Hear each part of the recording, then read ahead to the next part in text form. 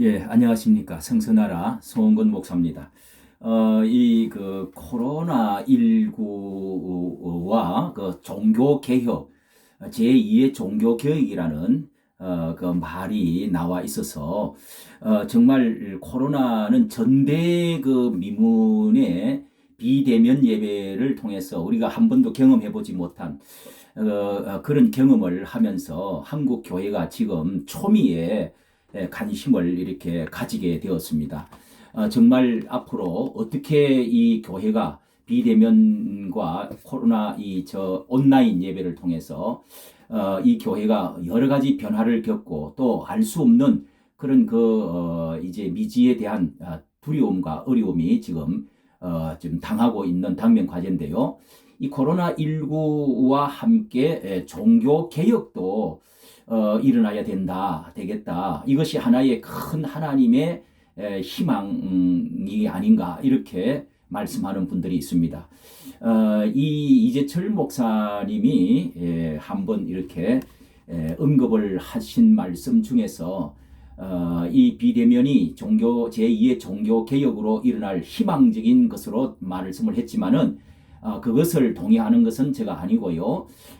새로운 방법으로 다른 방법으로 하나의 종교 개혁이 우리나라에도 일어나야 되겠다 하는 점에서는 제가 동의하고자 하는 것입니다. 이 자유민주 자본주의 그 시장 경제에서 가톨릭 그 중세 교회와 닮은 점이 참 많이 있습니다. 그래서 봉건 그 제후에 이제 아성과 같은 그런 성들이 그 부수어지고 다 무너져 내리고 새로운 이 개신교가 태동을 하면서 종교 개혁을 이루어서 마침내 그러한 말씀 중심이 되지 아니하고 조직 중심 그리고 건의 중심 교황 중심 그리고 봉건 제후들의 중심으로 되어졌던 모든 성들이 참으로 무너지는 그런 시대를 가져온 대혁명이 있었죠. 그래서 이 코로나19는 전대미문의 이런 사태에서 이제 이재철 목사님의 말대로 하나님이 대포를 하나님이 쏘셔서 성을 부수고 중세시대를 부순 것처럼 부수셨다. 그래서 지금 비대면 예배로 전환이 되어지는 것을 희망적으로 말씀하고 또 제2의 로마 카톨릭 종교 개혁이 지금 이루어질 수 있는 기회다. 그러니까 큰 성이라고 하는 교회라고 하는 이런 것들이 건물적인 교회, 외형적인 것 이런 것들이 무너지고 새로운 제2의 종교 개혁이 비대면으로 인해서 개인의 그 예배가 하나님과 신령과 진정으로 드려져야 그것이 본질을 찾는 것이다. 이렇게 이제 말씀을 하셨습니다. 어느 면에서 동의를 합니다. 그러나 이 비대면이 정말 신령과 진정으로 예배하느냐? 그것은 또한 아니고요.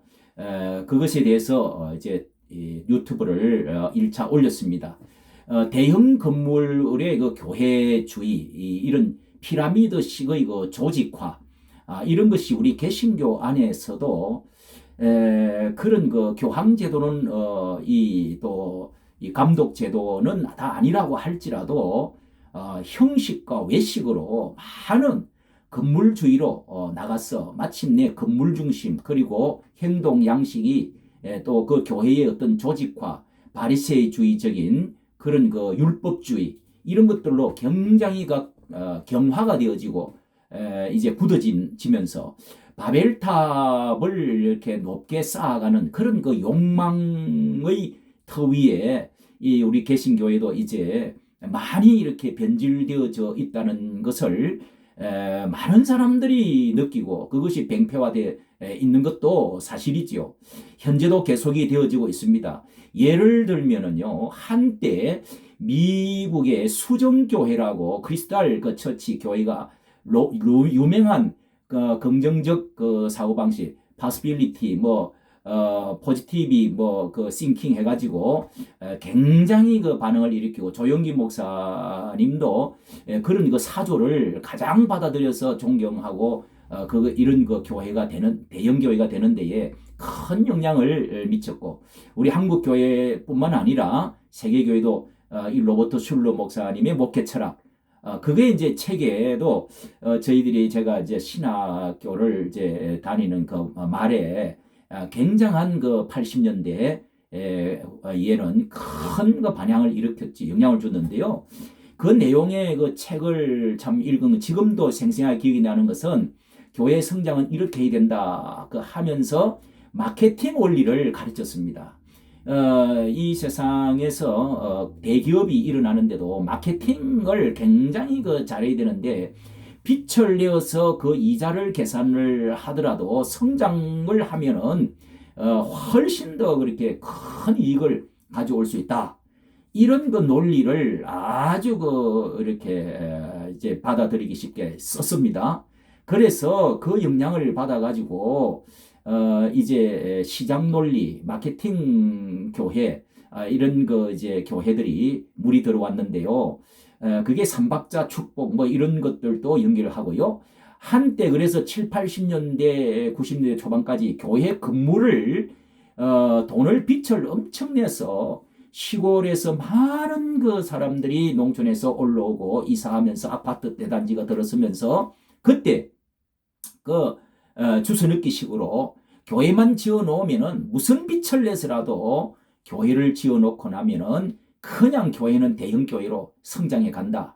뭐 어떤 사람은 이제 기도를 하고 눈을 떠보면은 그 벌써 그냥 교인이 10명, 20명이 아주 그냥 그날 새로 들어와서 앉아 있고, 그래서 교인을 그 주소 담기식으로, 또 어떤 간증을 들어보면은 이제 그 아파트 입주하는 단지에 부목사들을 보내가지고 하루 일당 교인 한 사람 11조 하는 교인 집사 한 사람 이제 데리고 오면은 그 인센티브 이렇게 돈을 얼마를 뭐 그 일당을 어떻게 주고 뭐 이런 말들도 참 해자가 되었지요. 그런데 그 수정교회라는 교회가 말이죠.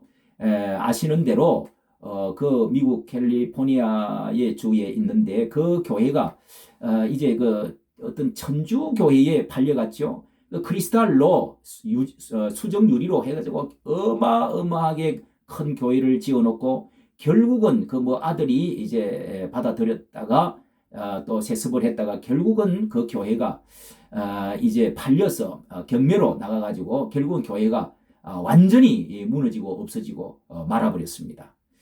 그 이러한 일들이 한국 교회에 지금 어떤 스며 있는 이 독소 요소들이 많이 있지요.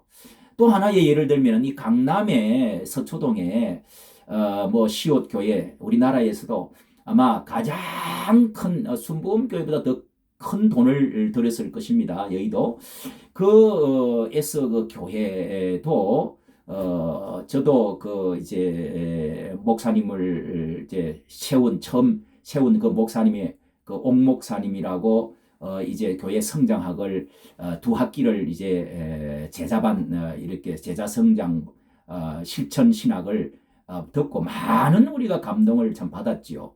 그런데 그 목사님은 그 후임 결국은 이제 교회가 너무 이제 좁고 교회를 지어야 되기 터져 나갈 것 같으니까 이제 그 제자 훈련을 도입하고 중점적으로 목했죠.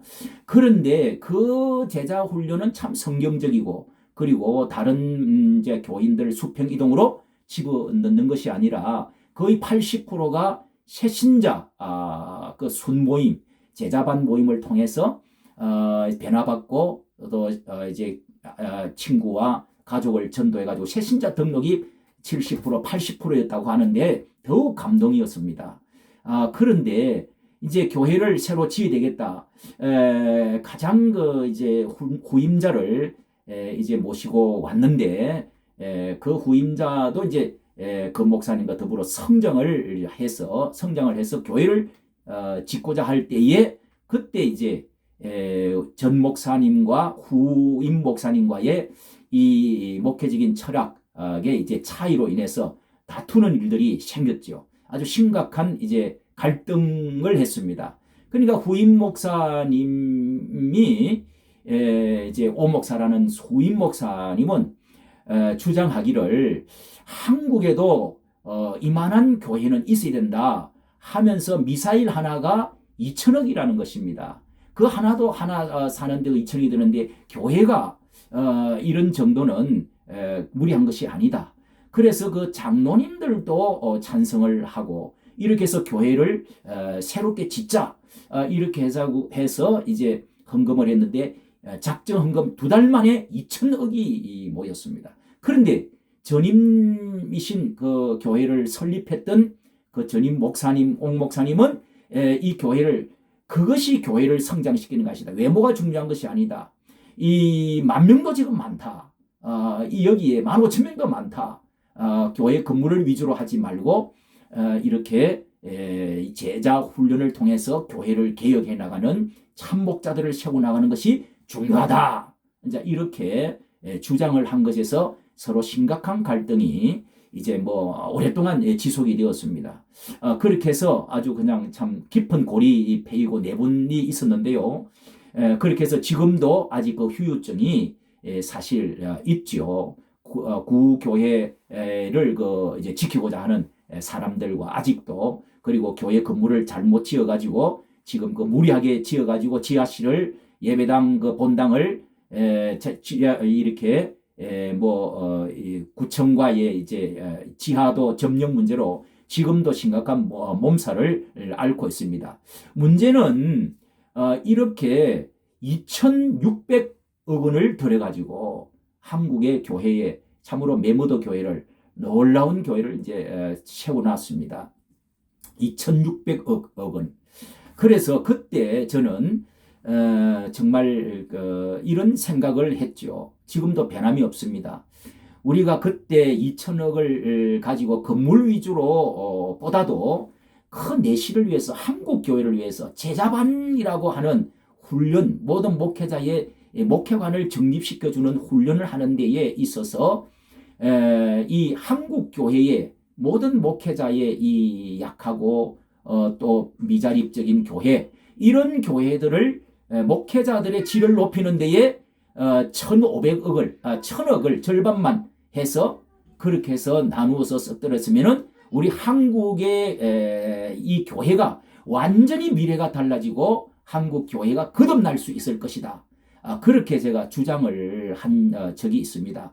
그렇게 했는데 오늘날 이렇게 메모더 교회가 대형 교회가 세워지면서 텅 빈 자리를 보면서 많은 지금 몸살을 앓게 되었는데 이렇게 한 번은 이런 문제로 인해서 한국 교회가 세습 문제와 더불어서 많은 이제 부작용을 낳았습니다. 이름으로 해서 세상 사람들이 이 교회가 이제 손가락질을 하고 세상이 교회를 이제 지도해야 되는 이런 그래서 개혁이라고 하는 연대, 뭐 개혁 이제 실천 연대, 무슨 개혁 무슨 이런 단체들이 얼마나 많이 생기고 교회 자체 안에 수많은 그런 그 이제 싸우는 반대하는 그런 그 단체들이 많이 생겨나고 세상 사람들도 더불어 넘쳐나게 되었죠. 김용민이라고 하는 그 평화나무 이 사람도 이제 그 중에 대표적인 사람인데 한국 교회를 이렇게 해서 개혁을 해야 된다는 것입니다. 그렇게 해서 고발을 하고 한국 교회를 지금 작심하고 무너뜨리고 있는데 그 사람이 왜 그렇게 하느냐 하면은 그 당시에 한참 유행인 그 아버지가 김태복 그 목사라고 하는 분이 한국 교회를 개혁해야 된다, 개혁해야 된다, 개혁이라는 말을 앞장서서 책을 지어서 이렇게 많이 보급을 했습니다. 저도 그것을 읽고 아주 그때의 젊은 목사들과 이제 많은 사람들이 그런 가슴 속에 한국 교회는 한 번 더 제2의 종교교육이 일어나야 된다는 마음을 품고 다 있는 것이죠. 그런데 대형 교회의 태도, 지금 이 코로나19의 시대에 와서 지금 비대면 예배에 대해서 그리고 정부의 좌파, 주사파, 공산주의 이념으로 가고 있는 이 광화문의 그 보수 우파의 활동에 대해서 이런 일이 일어나면서 아무 말도 하지를 못하고 복지부동하고 말하지를 못하고 이제 버무리 개가 되어서 정부에 대해서 이제 그것은 한마디로 말하면은 대교회를 이루었던 기득권을 안주하고자 하는 싸우지를 못하는 벙어리가 되어져 버렸다는 것입니다. 칼을 들고 휘두르지를 못하는 것입니다. 짖지 못하는 벙어리가 되었습니다. 그래서 도덕적으로 이 부패한 것에 대해서도 성명서를 하지 못하고 동시에 우리가 정강훈 목사가 앞장서서 정말 피를 흘리고 싸워도 거기에 나서지를 않는 것입니다. 여기에 평신도들의 눈물이 있는 것입니다. 여기에 발을 구르고 안타까움이 있는 것입니다. 이래서는 안 되겠다 하는 것이 있다는 것입니다. 코로나 교회에 압박을 하는데도 불구하고 이 큰 교회를 맡은 대표들이 이런 정부에 대해서 그 압박과 독재로 밟다시피 하는데도 말 한마디를 못하고 있는 점, 이런 것들이 오늘날 한국교회, 대형교회, 큰 교회 목회자들의 모습이라는 것입니다. 그 텅 빈 교회의 사진 모습들을 보면서 성도들이 어떤 마음을 지금 가지고 있느냐. 한국교회가 한 번은 대이동의 역사가, 그때 당시에 수많은 그 농어촌에서 올라오고 작은 교회에서 큰 교회로 대형 교회로 옮겨가고 이렇게 했던 그 차별이 한 번은 이 새롭게 한번 골라져야 되겠다. 어떻게 성도들의 이동이 한 번은 주어져야 되지 않느냐. 한 번은 또 헌금의 그 급감, 이런 것들도 서구의 그 유럽처럼 술집이 되어지고, 언젠가는 그 교회들이, 대형 교회들이 다 성이 옛날에 중세시대 때 다 무너진 것처럼, 그것이 성토들이 이제 그 무슨 관광지가 되고 말았던 것처럼 유럽의 교회들도 지금 술집으로 팔려가고 큰 교회들이 이슬람 교회로 넘어가고 교회들이 텅텅 비는 그런 역사가 한국에 온다는 것입니다. 코로나19를 통해서 아마 그것이 가속화되어지지 않겠나, 이런 생각을 하면 우리의 평신도들이 일어나서 이제 정말 대형화교회 조직경화되어진 교회, 불의와 싸울 줄 모르는 머리 깎인 삼손과 같은 그런 교회, 이런 교회가 형식주의 바리새 율법적인 교회가 이제는 지방마다 구성마다 중소교회로 흩어져서 지역이 살아나고 그리고 보수 우파 교회가 다시금 살아나는 그런 그 이제 시기가 도달하지 않았냐. 언젠가는 이렇게 유럽 교회와 같이 교회가 팔려나가고 텅 비어지는 그런 때가 돌아오기 전에 우리 한국 교회가 한 번 더 종교 개혁, 제2의 개혁이 코로나19를 통해서 일어나야 되겠다. 그래서 부목사 제도라든지 또 뭐 주일 차량 그 돌기, 이런 그 대형 차량이 돌면서 싹싹 끌어가기라든지, 그리고 세습주의, 이런 것도 하나의 다는 아니지만은 부작용이 이것도 큰 것입니다. 이런 것도 한번 우리가 짚고 넘어가야 될 때가 돌아왔다는 생각이 듭니다. 이까지 정치해 주셔서 감사합니다. 안녕히 계십시오.